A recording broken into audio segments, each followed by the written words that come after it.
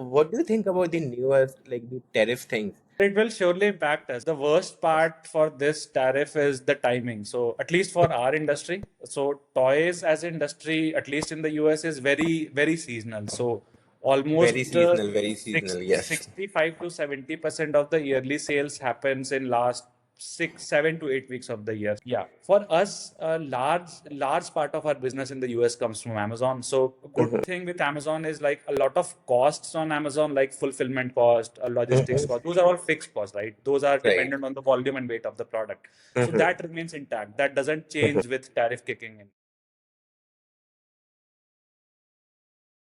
Hey, I'm Akash, co-founder and CEO at SellerMate.ai.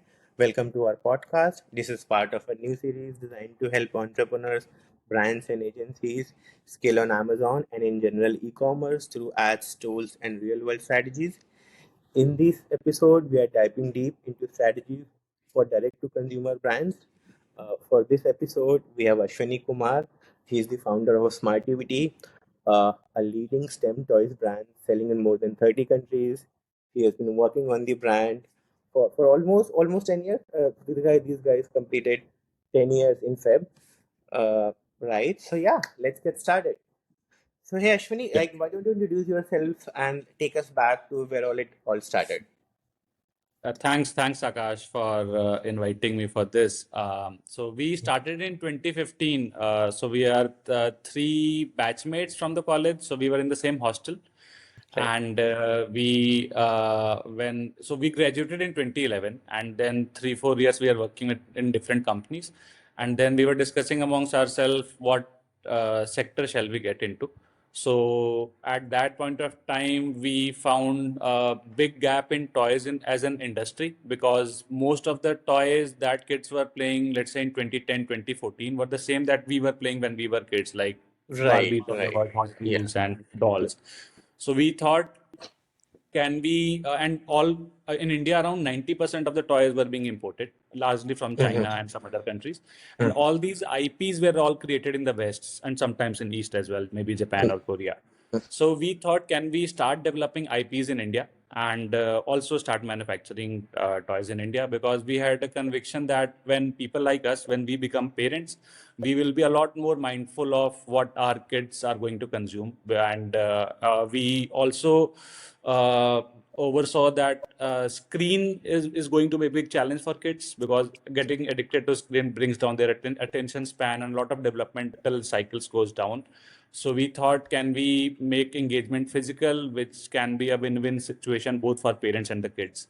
And STEM as a sector, STEM toys were fastest growing toys category in the US at that point of time. In India, it was non-existent. Very few, very aware customers who used to travel to the West, they knew about STEM toys. Otherwise, not even customers, not even retailers were aware about the category. So I would say first 4 or 5 years were very difficult for us, because as we were growing, we were trying to create category. So making parents aware about STEM toys, making retailers aware about STEM toys, that was a big challenge. And we from day one, we had this thought process that we will try to make it an offline brand. So we started with retail channel in South Delhi, and slowly we expanded to different cities in India. And I think around 2020, 2021, we had an inflection point in our journey when COVID stuck and kids were at home for good 6, 7 months. Schools were closed. Even parents were at home because offices were also closed.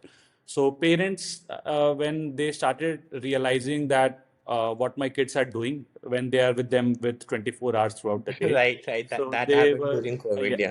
yeah, so that I think we think that that was a trigger point for a brand like us. And then for good few months, even stores were closed. So we started pushing really hard on marketplaces and online channels which were open. And we saw very good responses coming from the end customers. And then we kept scaling since 2020, 2021. And now, still the market is a bit niche, and still West is the bigger market for a category like this where we operate in. But in India, we have got a decent niche sector or parents who have demand for STEM toys. And still, it's largely urban phenomena. So largely in tier one cities, mostly where one of the parent has a STEM background, maybe engineering or medical background, that particular family finds a perfect fit for Smartivity.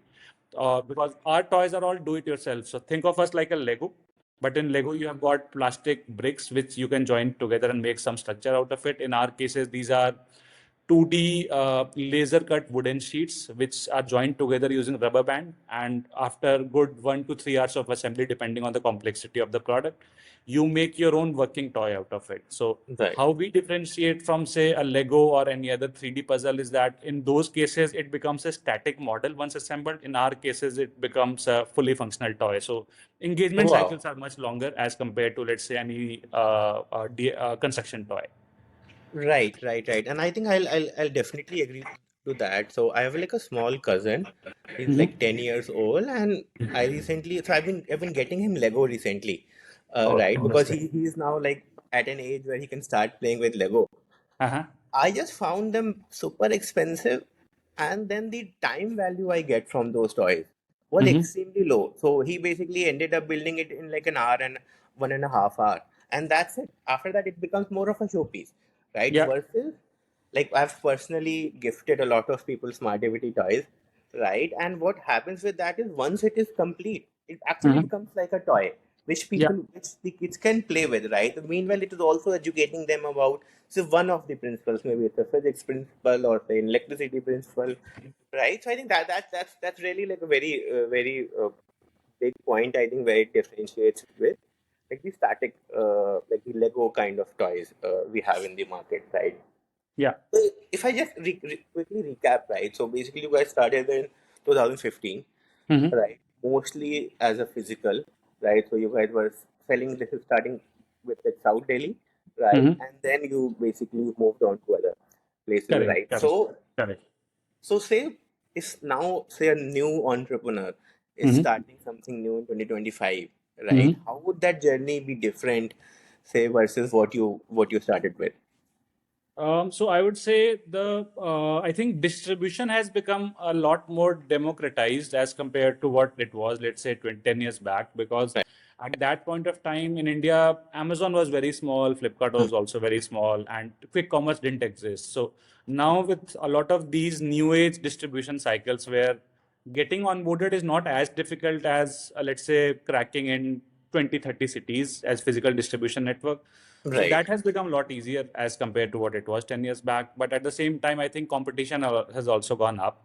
right, And interestingly, the as people like us, maybe millennials, I would say maybe 30, 35, 40 years old. So as more of people like us come into consumption cycle, so anything that solves a problem for them or anything that makes their life easier, I think it has become slightly easier than what it was, let's say, 10 years back. right. Yeah, and Definitely. also internet penetration and social media penetration has gone up significantly. Even at that point of time, Geo didn't exist, right? So very Yes. few 3G used Especially to in be the there. context of India, Yeah, Geo didn't exist, but like basically Geo gave free internet to everyone in India. Like correct, so correct, now there are correct. a lot more internet consumers. People are buying a lot more online. Yeah. Uh, right. That makes sense. Makes sense. So now, like as you said, right, the distribution is a lot more democratized. Hmm. Right. But then differentiating with your competitors become a challenge, right? So like, what are your like views on that, and like how have you guys been winning? Maybe obviously like not share the exact strategies, but like maybe like a high level of like the kind of So things. So Yeah. for us, the category where we operate in, the difficult part of this category is buyer is different and consumer is a different person, right? So 100%. buyer is a parent, Like in consumer is a B2B kid. SaaS, a lot of times your Yeah. buyer is different and the user is different. Correct, Yeah. correct. So same for us. So let's say if you think from a parent's point of view, they will always like to buy something which is educational in nature, right? Because they will always want my kid learn something out of it. But kids don't want to learn, right? Because they already are going to school. They don't want another school app happening at home where they are taught some principles, let's say 8 hours in school, then again 4 hours at home. So it has to be a win-win for both the stakeholders. So for us, I would say first 4 5 years we were also again. So I now I'm a parent. I have a 4 year old daughter, but at that point of time, none of us had kids. So we were building things basis what we could understand in the market. So understanding a parent's need, understanding a kid's need, and also the surveys and all we can always do with just with parents, right? Because kids, we can't get access to kids every time. Maybe we can get access to kids of our friends and families, but not at a bigger scale. But if we are running a survey, emailers, it has to go to parents, and parents will answer as per their understanding. But kids, and even let's say if a parent buys something which is educational in nature for once, and kids don't like it that much, so even if the parents force them, but second time they won't come back, right? Because they Yeah, know if I'm buying something, it is going to a dustbin, or it's just kept at home for good 2, 3, right. 5 months, and then I have to gift it to someone else. So cracking both of them together was a big challenge for us. So I'll give you one insight. So as a brand, for us, the product development approach, let's say till 2020 used to be education first, play second. Now for good 4, 5 years, it's play first, education second, because at the same reason I told you, because kids don't want to learn every time, right? They want to have fun. And also a lot of research says that play is the best form of education. So when kids are playing, they learn subconsciously. That goes with them for a longer time as compared to, let's say, something which is they are learning out of books. Like when we were also in school, we learned a lot of formulas, we solved a lot of equations. But when we went to college, first, second year, we saw a lot of things happening in lab, like what is gear, how it works. But we have learned a lot of equations, solving gears and all those Right. principles, right? Without So even just seeing them ever in our lives. yeah, and without even knowing where I'm going to use this equation in my real life, right? But still, we learned everything out of it. So if the learning can be made fun, and there are lots of curriculums being followed, some of the best IB schools globally, where learning is fun, right? And then that those are some of the markets or countries where I would say they call it something like makers movement, where kids like to create something on their own, whatever it is. But they have that thought process inculcated right from primary school, like how to approach as solving a problem as compared to how we solve as mass market India CBSE curriculum, or let's say any book-based curriculum. Right. Right.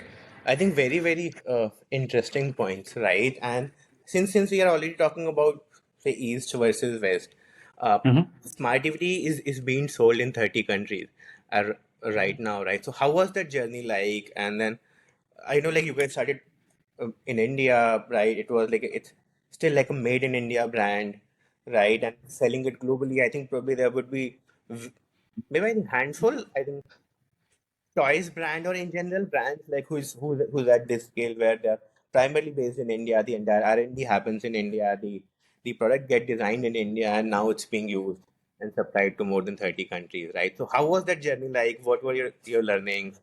And maybe like if someone is starting like an audacious brand in 2025, like what would that approach look like? So when we started global markets, we first, I think, got our first international shipment going maybe around maybe 2018, 2019, and that was through an exhibition. So we were exhibiting at a toy fair in Bombay, and there was a gentleman who came from Canada. So he liked the product. He was like, "Do you want to export?" We were like, "Yeah, yeah, we would love to export." And he got some orders for us, very small orders, and then we got into a couple of markets at that point of time. Uh, as a brand, we started traveling to a lot of international markets and toy shows, maybe around 2019 or 2020, So and so this is basically like 4 years after you guys started the yeah, company, yeah. right? So first, So like very we soon you were just traveling to these fairs, these Yeah, events. 4 years after. Yeah, yeah. So we took our booth, we exhibited at those fairs. Mm-hmm. And I would say the markets are very different, at least in the Mm-hmm. West. And like right now as well, for us, ballpark this FY26, our business from overseas markets would be probably around 50%, and domestic would be 50%. And last year, contribution for overseas market was around 40%, 35 to 40%. So our contribution from overseas markets are growing significantly more than what it's growing in Faster India. than from the India market. Yeah, and but a lot of our best sellers, if we look at our best sellers in India, they are hugely different from what we have bestsellers in the US, for So that basically, matter. So every geography has a very different bestseller. It's Very not different it's bestsellers, and not the the same same product. product. Yeah, and same product exists in both the markets, but still customers want something else in those markets. So at least for the West, for the US and Western Europe, for them, product quality and design matters a lot, right? Because they have a lot more options than what we have in India, and they are used to something which is top notch, and that's why. And those markets are not also very price sensitive, so even if you give something to them which is top notch at a good price point, they are willing to buy those products. So I'll give you just one example. So Yeah. on India, on Amazon India, our conversion rates would be maybe around 3.5 to 4%, Mm-hmm. and in the US this number stands at around 12 to 15%. Oh, So wow. almost four times the same number Right. of people visiting the Yeah. page, four times more people are getting converted in the US as compared to India. Also, if we look at the reviews that we get in those markets versus India, so in those markets, reviews are super detailed with picture, pointing out good things, pointing out not so good things. In India, if we look at reviews, those are very generic, like good product or bad product, or not talking about what's good about it, what's not so good about it. So those people go into much more detail, and so the expectation for them is super high. Like we are also competing with for share of wallet with, say, Lego, Hasbro, top brands of the world, so it has to match to their quality if we want to scale in those markets. And like in our product, since the more complex part is like a typical DIY product would have, say, 200 to 300 parts, and each time every part has to work perfectly, right, for the product to work. Even if one part doesn't fit properly or doesn't work, the entire experience is gone. So just making sure everything works every time without fail. And so that helps us in building trust in those markets. Mm-hmm. And also what we saw in, like, at least in the US, we started Amazon.com in 2022. So first couple of years, a lot of people bought one of our product, which was the best seller. But now we have started seeing increase in branded searches for our brand in those markets. Like the people are, they are writing reviews. I would like to order more products from this brand. So even if we give the first experience is super awesome, Mm-hmm. they come back again asking for more. So we have Right. to deliver them best quality every time now. So that's the expectation we have to meet to scale in those Right. markets. Yeah. I think congratulations in terms of basically expanding into a global market and then competing at the same quality, right, as say what a Lego provides or a Hasbro provides, right? So I think maybe like we can dig a little deep into how are you folks able to maintain such a good quality, because like a lot of like sellers we talk to, we work with, right? So one of the biggest challenge is sourcing, right? Yeah. Getting good quality products, getting them on time, making sure whatever was promised is what gets delivered. So how are you guys handling that challenge? So when okay, so I forgot to mention that in the beginning, but we as a company we hold more than 120 patents. These Oh, are all wow. design Awesome. patents. Some of them are US patents, and most of these are Indian patents. So all the products that we have in the market, those are all designed in-house. So we hold IP for these products, Perfect. and then we also have two factories right now running. And we added one factory just like a couple of months back, and we had one running for the, I think, good 7 8 years before that. So when we started the brand, so initially for first couple of years we were getting it manufactured from somewhere else and Okay. In the collecting some initial good. days, so like everyone else, you were getting it Yeah, yeah. manufactured from. Because we didn't have any manufacturing background, neither Right. we know how to run the assembly Mm-hmm. line. So we were getting it manufactured from somewhere. We were collecting everything at our warehouse. We were packing it and then shipping out from there. But Right. since our products are so different, so the let's say if there is a tolerance miss of say 1 mm in one part, so entire product experience is gone. And such type of so all the products that we have, these are manufactured using laser. So all of these are laser Right. cut. Precise, And like very precisely cut. very precise. Like 1 mm tolerance also is not acceptable for us. So it has Mm-hmm. to be perfect every time. Mm-hmm. And in India, nobody, and most of the laser cutting use case in India is for interior designing. Like if you see some windows or some designs or some interior designing stuff that is done on laser cutting. So our requirement was very unique, which was not existing in India. So Right. then we decided, let's set up our own manufacturing facility. So that point of time we had close to around, I think till last year we had around 40 laser cutting machines. This year we added around 55 more. So now we have around 100, and we would probably be India's largest laser cutting setup right now. Oh, wow. And Congratulations. so thank you, thank you. And the idea was to control everything vertically to offer best customer experience. So right from design to sourcing to manufacturing to shipping. So we control the entire supply chain, and that helps us in controlling gross margins as well. And when we want to increase some prices, if our bottom line needs that, so since some part of value engineering we can do in our supply chain, and rest maybe some price increase if it's there, we can pass it to end customers. So in India, we run our own distribution network. We don't depend on a third party distributor. Like we have a regional distributor in different cities, but overlying we have our own team who is running this entire distribution network. Outside India, we work with distributors. So US, we work directly, Amazon, and on offline, but everywhere else we work through a network of distributors. And also because of the design capability that we have won around 5 to 6 design awards. So we have won a Toy of the Year award in the US in 2021.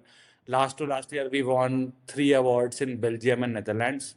And one more award we got to know like a couple of weeks back, but it will be announced in first week of September. So we are going to win another. We have won another big Toy of the Year award in Europe, a large, and it's in a Nordic country. So those markets are known for the best in class design. So Right. that speaks highly about how well designed our products are for global markets.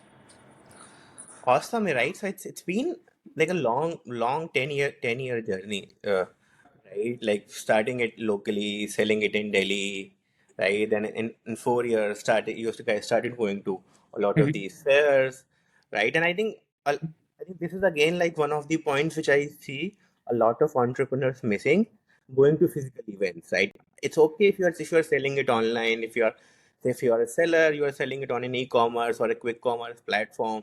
But even after all of that, the level of insights you get when you face to face talk to your customers, right? And one of the easiest ways to go and talk to your customer is just go attend these events, right? In SaaS, there are like so many events, right? And there are like niche specific events.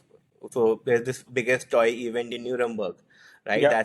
That's like the biggest toy fair, right? So I was like fortunate enough to meet you there, right? So and then like for clothing you have brands, for Remore, right, one of our other brands, I went to Delhi, not Delhi, basically Mumbai. So there's this thing called Little Flea Market, right? And that where we were able to probably met like 200 people in a day, right? And otherwise we would have not met 200 people in the entire like Yeah, the for life sure, of the for sure. company, right? And gives you like lot of new ideas, lot of insights. You get to speak to your customer, you get to see their expression. So I think that is something which a lot of entrepreneurs miss, and I think everyone is doing it like not enough, is what I would say. Yeah, so And like like for us, yeah. just touching on the same thing. So we also do like some B2B exhibitions in India and one in Nuremberg. So the main purpose for us earlier it used to be to scout a client to get an open markets, but now it has become more of a like then that's a time when we get to meet all of our partners. And for me, like meeting everyone personally isn't possible. So in those 3 4 days at our booth, we get to meet almost everyone, and then for that particular year, the new products that we have launched. So one is sending them communication or videos. The second is making them touch and feel the product, explaining them what's the thought behind the product. Mhm. And that makes a good partnership long term as well. Like they are also Right. looking forward to meeting for the next year. What's the new product Mhm. line you have? Right. They also give us feedback that every market has a different feedback coming in, right? Like in Mhm. Europe, also all of the markets they speak different language. Some has different theme going on. Some want something else. Some have different price points going on. So all those data points or insights, the best place for us, at least, to get those insights is in these trade fairs itself, as you Right, mentioned. right. And I think the value you get out of these events also change over time, right? In the initial days, you're looking for exposure, some initial feedback. After that, for the couple next year, next few years you're looking for more sales, right? Correct. You want to onboard new partners, new distributors, right? And then after that, it becomes then more of a like a place where you go get to meet all of it, the distributors or partners in that network, Correct.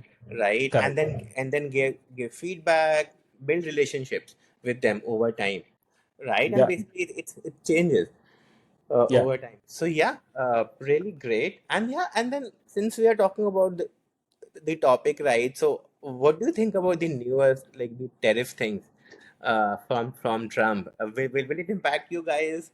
What are your thoughts on it?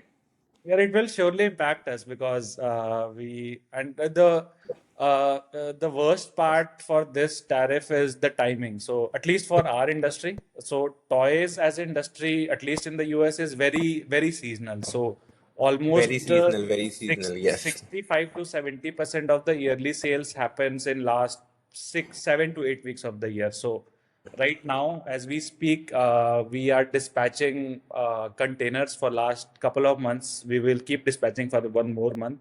So we are right now at the peak period of dispatching the stuff. And tariff kicking in right now is not that good for our industry, but at least the good thing, at least for us, is let's say if we talk about two business models. So let's say if we are working with some large US retailer, say Walmart, which we are not working right now, but just giving an example. So when these guys, they have issued a purchase order to these people. So all the dispatches are happening right now as we speak. Right. So in India, I know a few large exporters. For them, orders has been put on hold. So they have manufactured the stuff already, and the buyer has told them that, hey, we would like to wait for some time. And these are all OEM orders, which was made just for that particular retailer. So it can't go anywhere else, right? Because it's labeled and designs are all meant for those particular Just for that retailers. specific. Yeah, for us, a large part of our business in the US comes from Amazon. So a good thing with Amazon is like a lot of costs on Amazon, like fulfillment cost, logistics cost. Those are all fixed costs, right? Those are Right. dependent on the volume and weight of the product. So that remains intact. That doesn't change with tariff kicking in. So we have done some simulations in last 2 3 weeks, and for this year, maybe next couple of weeks from now, we are going to increase our prices in the US. So this 50% tariff would result for us around a price increase of around 10%. So in absolute terms, our ASPs in the US are around $30. So almost $3 to $4 price increase we will do. And we anticipate volumes to not go down significantly because the spike is not that much. Also, in US, around 85% toys come from China. So they are also at 30%. So Right. their price increase will also be maybe around 5, 7, 10%. Around So the our same price same increase will be numbers. in line with the industry. So not that much. But again, this year, this number is just 10% because we are sitting in middle of the year where we have some stock already lying in the US. Some is already in the water. Some is yet to be dispatched. But if this tariff situation remains as it is, 50%, say till December, January. So maybe from January onwards, the prices will go even more Even further. higher. Yeah. Right. But Right. we hope that maybe next couple of months or maybe next few days, this 50% is relaxed or maybe comes down to 25. I don't know Right. how the geopolitical situation is going to turn out. Right, right. But I think this is a new angle. I didn't think about it like that, in the sense that the timing is really not great because, like, not just toys, right? A lot of categories, major like a huge amount of their volume of sales comes during the last 2 months, Yeah, basically largely December and consumer November. durables. Most of the consumer durable sales happens in the last 2 months of the year. Last 2 months, right? And this is the time where actually everyone is shipping when preparing for those events, right? So if tariff increases now, so it will definitely have an impact. But I think good thing, bad thing, that a lot of these categories are still majorly being imported in the US from China, and they are at a like very similar level, right? So whatever price increase happens, it will probably be at the same scale, right? So 10% say Chinese product, 5%, 10%, Yeah, 15% Indian product. everything So is going it's to in be the same expensive. scale. Uh, Yeah, everything is going to be more expensive in the it's just US, at least everything in will Q4. become little more expensive, right? And And also then for us, since our products are very unique, so it's not like commoditized where we are fighting for a similar brand, let's say coming out from China, and we are fighting on the price point. So Since our products are unique, we believe that we will have slightly more price elasticity as compared to, let's say, any commoditized product. But let's Right. see, Q4, that we'll get to know in Q4 We'll itself. get to know, but definitely I think it makes sense, right? You are not selling a toothpaste, because say if one of my toothpaste brand becomes expensive and I'm like, okay, I'll try a different one, but this is something which you'll not find anywhere else. These are Correct, correct. your own IPs, right? The way you have solved those, you have your patents, right, and all the other stuff. So like, yeah, so I get that. So yeah, Yeah. I think this was really great. So big thanks to Ashwini for joining us today. I mean, Thanks, Akash, for hosting. so that was such an insight-packed conversation with Ashwini. If you're a D2C brand trying to get more from Amazon ads, I hope you, or in general Amazon, e-commerce, being a brand, I hope you walked away with few ideas you can apply today. Big thanks to Ashwini for joining us. If you're looking for more Amazon advertising tips, tools, and expert support, head over to SellerMate.ai, and don't forget to subscribe to our YouTube channel for more expert conversations and upcoming podcast episodes. See you next time.